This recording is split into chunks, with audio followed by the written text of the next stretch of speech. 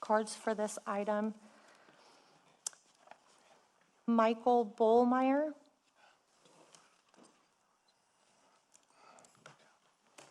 Please state your name and address for the clerk's record. Limit your comments to 5 minutes and wait until you see the timer to begin speaking.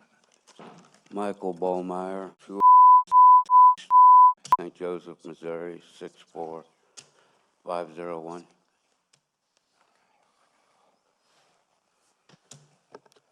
So,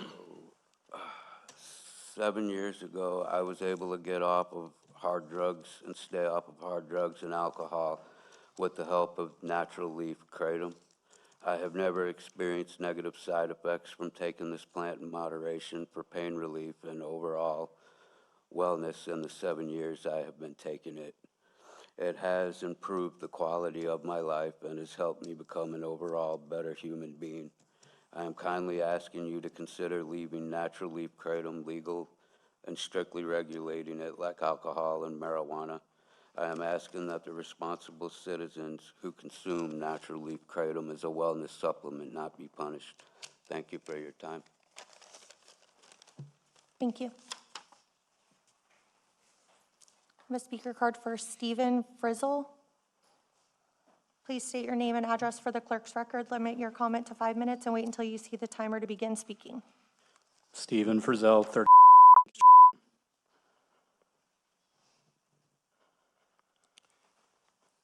I am testifying in opposition to Ordinance 185-26 because it bans natural leaf kratom outright and makes a criminal out of any consumer found with it. I should not be criminalized for trying to manage my own physical and mental health.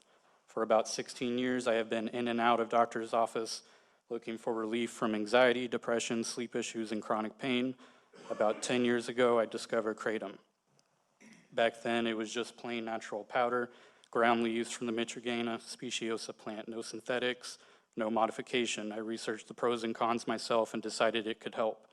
Since then, that's all I have ever used. I have had blood work done every year, sometimes twice a year the whole time. My liver and kidney function show no degradation at all, and a doctor recently told me I have some of the healthiest kidneys he's seen based off my blood work. 10 years in, the only health issues I've developed are a vitamin D deficiency because I don't get outside enough, and a peanut allergy, which I'll admit has been very frustrating. You may have heard that the DEA recently announced its intent to schedule 7-0, pseudoindoxil, MGM-15, and MGM-16. These are semi-synthetic and fully synthetic compounds. MGM-15, MGM-16, and pseudoindoxil don't even occur naturally in the plant. They are fundamentally different from natural leaf kratom powder. The DEA drew that line and exempted natural leaf. I'm asking this council to draw the same line. I understand the concerns about product authenticity and about the real risk of 7-0 and TN-eptine. I share those concerns, but the answer is to ban what's actually dangerous, the synthetics, not to sweep in the natural leaf product that has done nothing but help me. Kratom lets me sleep, it lets me walk, move, and carry my kids without being in pain. It hasn't clouded my thinking, and it hasn't damaged my body, whatever the claims say. I respectfully ask you to amend this ordinance to exempt plain, unadulterated leaf kratom while still banning 7-0, pseudoindoxil, MGM-15, and MGM-16. And if you won't exempt the leaf, I ask you at minimum to strike the possession language. I am not a criminal for wanting sleep and pain relief. Thank you. Thank you. I have a speaker card for Dr. Christine Zemer. Please state your name and address for the clerk's record. Limit your comments to 5 minutes and wait until you see the timer to begin speaking. Hello, Dr. Christine Zemer at Avenue in St. Joseph. Good to see you all today. I am a tenured professor at Missouri Western State University. I've worked there for 14 years. I'm also a homeowner in St. Joe and mother of 2 kids in the St. Joseph School District. At Missouri Western, I teach a class on psychedelics. We spend lots of time diving into drug policy and having deep discussions about what works and what doesn't work as far as public health and science. And we always come to the same conclusion, which is what I'm here to impart to you all today, that banning substances is dangerous. Full stop. We saw it with alcohol prohibition. What happened when we tried to ban alcohol? Did people stop drinking? No, they did not, right? What happened was there was a lot more crime around it. Alcohol became stronger and more dangerous because it was totally unregulated. We see that with pretty much any drug you can think of. Banning does not stop use, but what it does do is it makes the products more dangerous because now they're unregulated, they're more dangerous to find, they're more dangerous to use. They can become stronger because of the banning. It's also harder for people to seek help if they have an addiction problem for a banned and a criminalized substance compared to a legalized substance. And it's harder to do research. It's harder to call in and get help if you are with somebody who's overdosing. So there's just so many problems that are going to really impact our community in a major dangerous way. The drugs are still going to be available online. They're still going to be available in an unregulated market. I understand the concerns about these drugs being widely available and unregulated in the stores and sometimes mislabeled. But I don't think the solution is banning it. I think the solution is fact-based public education. I think the solution is investing in our mental health care system and addiction services. And I think smart regulation that could have age limits, like some of these people have said, have regulations like alcohol or cannabis where it's a little bit more controlled as who can get access to it, and we're not letting kids buy it at a gas station. I understand that concern. But I think if the labels are accurate, I think if we regulate it, I think we have age limitations. Like you've heard from these brave people that have come up and testified, it saves lives. People use it to treat addiction. People use it to treat chronic pain, and addiction with much more harmful substances like heroin and opioids. And so to take that away from our St. Joe community, access to natural kratom and some of the other isolated compounds that are admittedly much stronger, but for some people with chronic pain, it might be what they need. And overdoses with kratom are extremely rare, especially with natural leaf kratom. Most of the observed fatal overdoses came in mixing kratom with other substances. So I think if we can focus on public education, if we really want to keep our community safe, these are the routes that are going to be much more effective than a straight-out ban, which will cause a lot of people to suffer, as you've already heard today. Thank you. I had a question, Doctor. Yeah. Over here. Over here. Oh, sorry. Sorry. You started out by saying that banning substances is not the answer. There are certain substances that are proven addictive and very seriously a problem for people who accept them, like heroin. Also alcohol, I would put in that category too. But yeah, go on. All right, heroin, opioids, and those things, would you say remove all restrictions to those substances? It's a nuanced argument for sure. I think if we really wanted to maximize public health and safety, we would have regulated, safe access to any substance that humans are naturally putting in their body or choosing to put in their body. Alcohol is at the top of the list of things that cause actual physical damage to the body and a lot of addiction problems, drinking and driving, sexual assault, you name it. There's so many public health concerns with alcohol, yet we regulate it and we allow adults to use it, and it's actually celebrated in this community. So, I mean, in the world, right? So I think it's hard to just say, yes, we want to regulate, we want to legalize everything, and we've seen states and countries that have done that with various success or failure. If you are going to do that, you really need to invest in education and harm reduction strategies, places for people to seek help when they do have addictive problems with any kind of substance, be it alcohol or heroin or opioids, and mental health care and those wraparound services that are going to help people. People turn to drugs because of other issues, usually poverty and abuse and trauma, as an escape. And so we're not going to stop drug use by making things illegal, but we do definitely make it more dangerous for those people who use drugs. I submit that there are also instances where people are not going to go for that education. They're not going to accept it. And there are people who are not of age to make those decisions. So there have to be some restrictions. There's got to be some middle ground. I totally agree. We don't let children go and buy alcohol in the stores, right, or cigarettes. And we have lots of public service announcements and public education around drugs and alcohol and how they can be dangerous for kids. And I think, yeah, you're right. Like just saying it's a free-for-all without any kind of guardrails could be dangerous. But I think, when it comes to something like kratom that's not causing this mass problem like other things, including alcohol, then I think we really need to think about what's the smart move to make for St. Joe and our citizens. I have a question. About 6 years ago, we was looking at kratom, and I think we did put a restriction on it, an age restriction. So there is that one. I spoke with the DEA yesterday. They told me that there is no activity on kratom, natural kratom. But the dangerous stuff, the synthetic, that it will be on one of the schedules, the 5 schedules that the DEA puts out. But I also ask what the addiction and impairment risks are. And I was told that the addiction profile is about the same as coffee, and that there is no impairment with taking natural kratom. Is that correct? That's my understanding.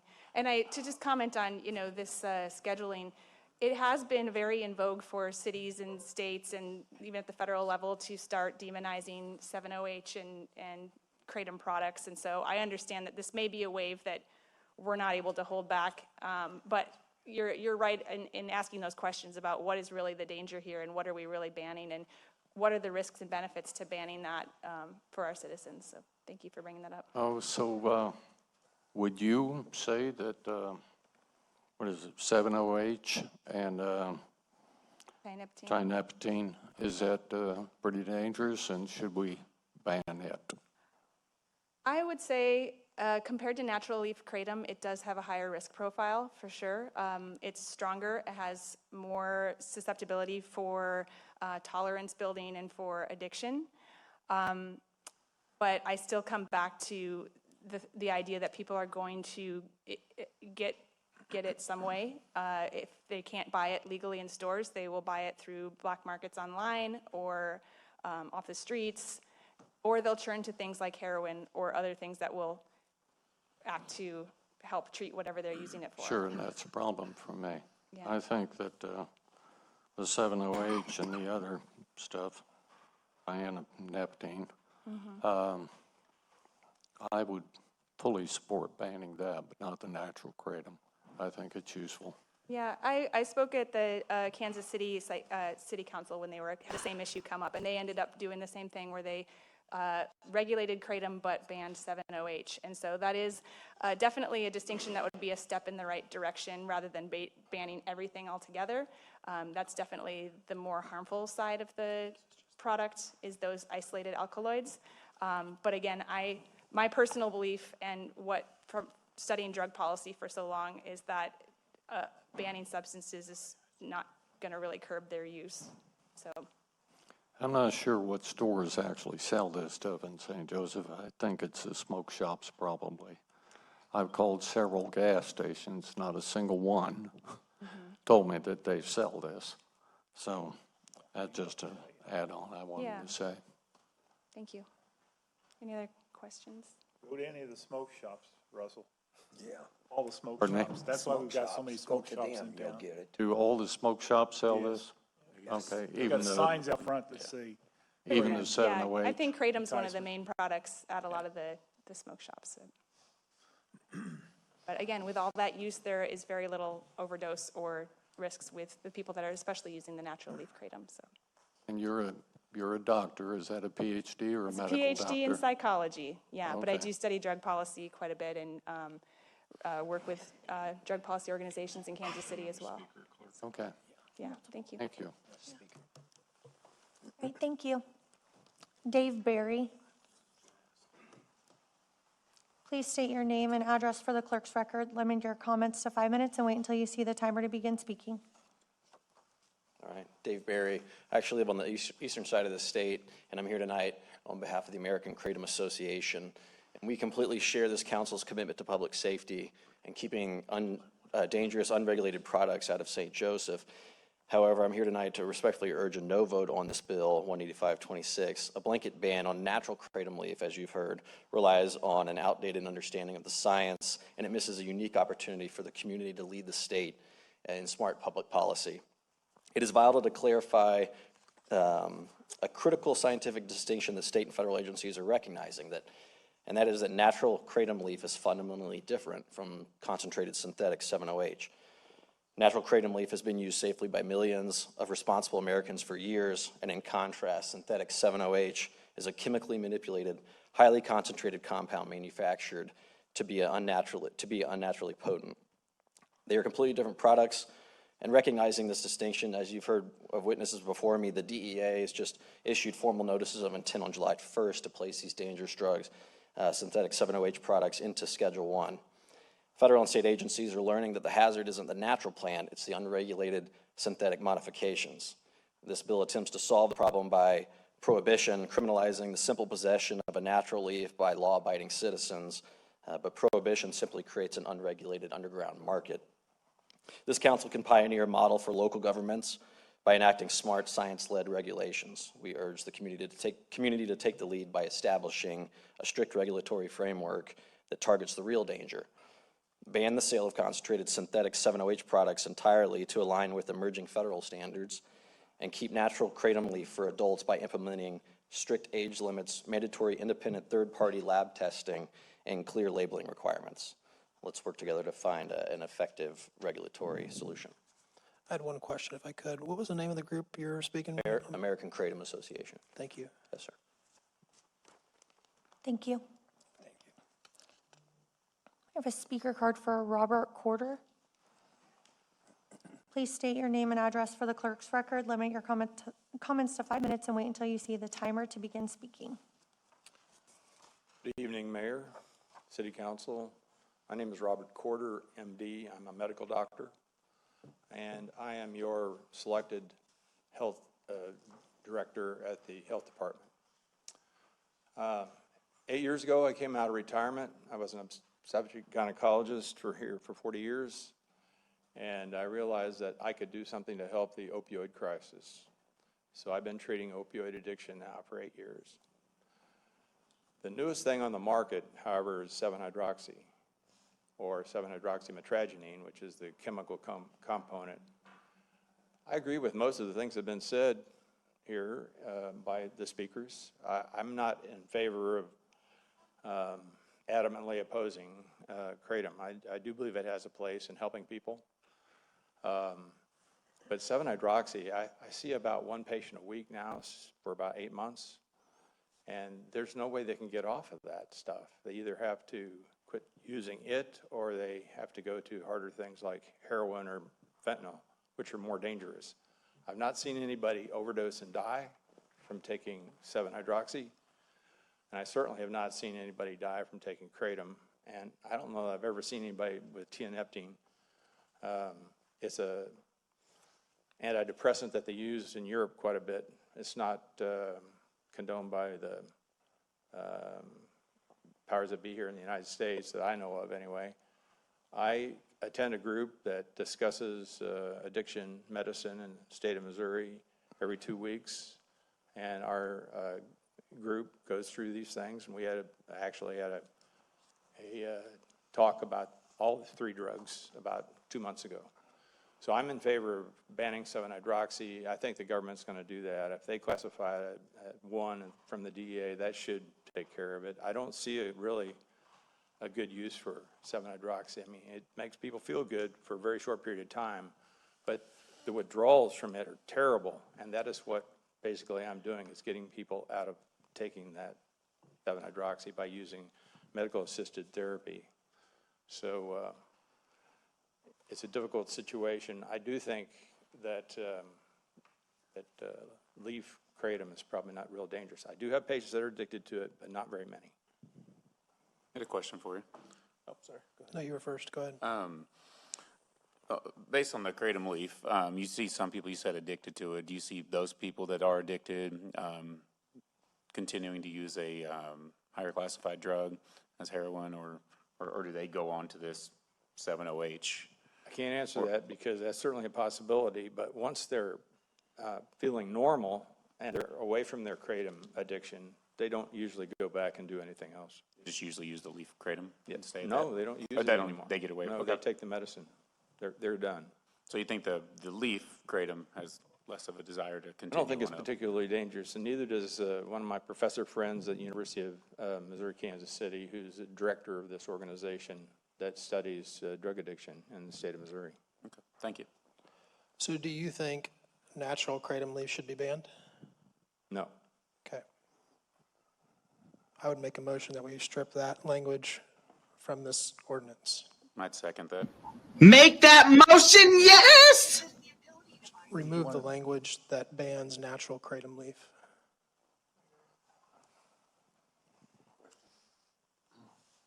Question.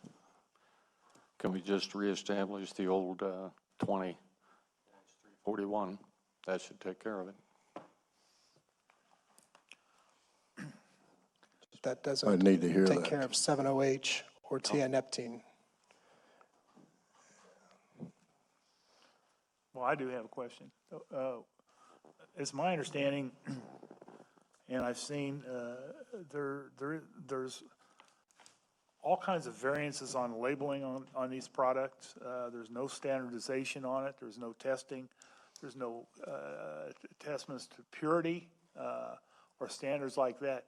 You go into these different shops and you'll see 15 different things, and some of it looks a little shady the way it's packaged. How do the consumers know what they're getting? I mean, seriously. You bring up a good point. They really don't. And as a matter of fact, this didn't happen to me in person, but I heard it from a couple of patients of mine that are addicted to 7-hydroxy, that they were giving away samples here in St. Joe. Now, to me, that's dastardly, to give away something that they know they're going to become addicted to. That's terrible. Yeah. I'm the medical director of the health department. I'm here to try to help preserve the health of the community. That's why I'm here. We have a Yeah, and motion I and think a it's, second. there's a motion and a second, yeah. I think it's, one to say that, banning it doesn't make it unregulated. It's unregulated as it exists today. But we've already got it outlawed for individuals under the age of 21, which I think is something that is important. So that those individuals who are under the age of 21 don't have that opportunity to access that. I wish it was probably 18, similar to tobacco. But the natural leaf kratom, as many people have said tonight, and as the doctor has mentioned, is not necessarily the issue that we need to solve immediately. The DEA tried in 2016 to do something for natural leaf kratom, and they quickly retracted their statement. So I think it's going to be different on 7-OH. I think they're planning here early this month to announce some sort of formal language on 7-OH. So that's why I made the motion I did, so we can have the discussion and see if that's something that everybody else will approve. So question, if by voting for Madison's motion, would that reestablish 20-341 in its original form?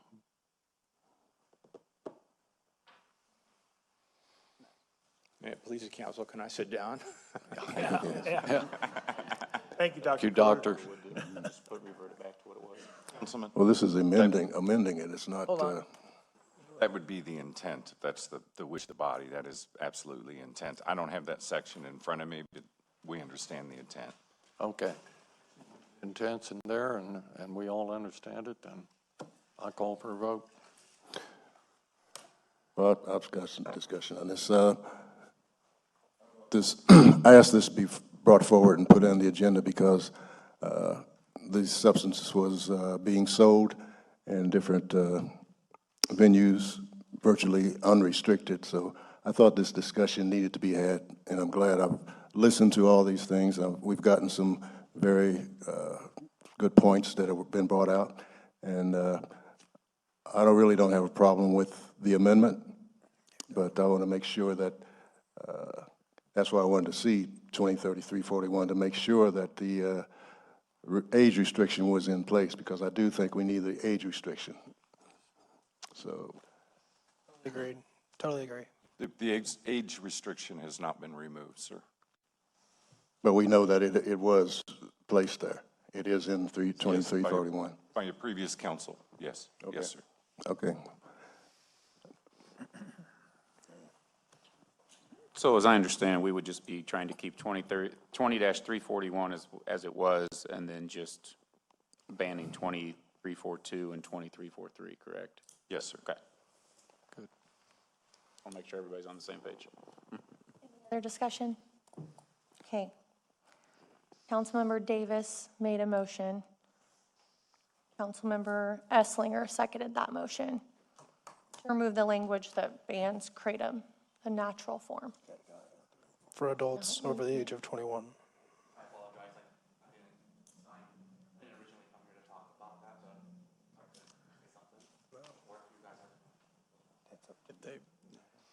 There a speaker so card? Casey, He has a speaker card, but it's not for this item. That's up to you. No? Okay. We'll wait until public comment for your comment. Voting on the amendment, correct? Okay, we're voting on the amendment. Are you ready? Okay.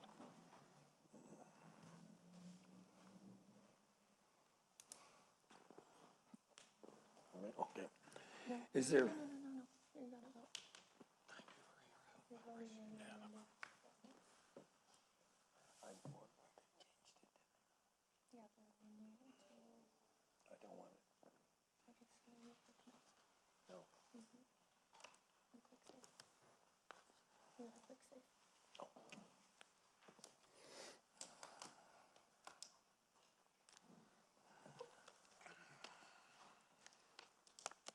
Seven oh, the amendment passes.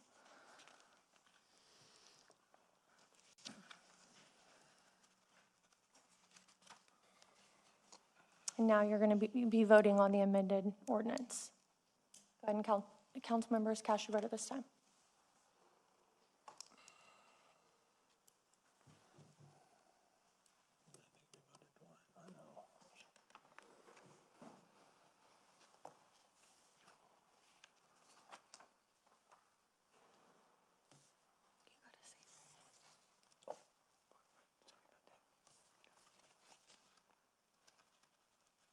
Seven oh.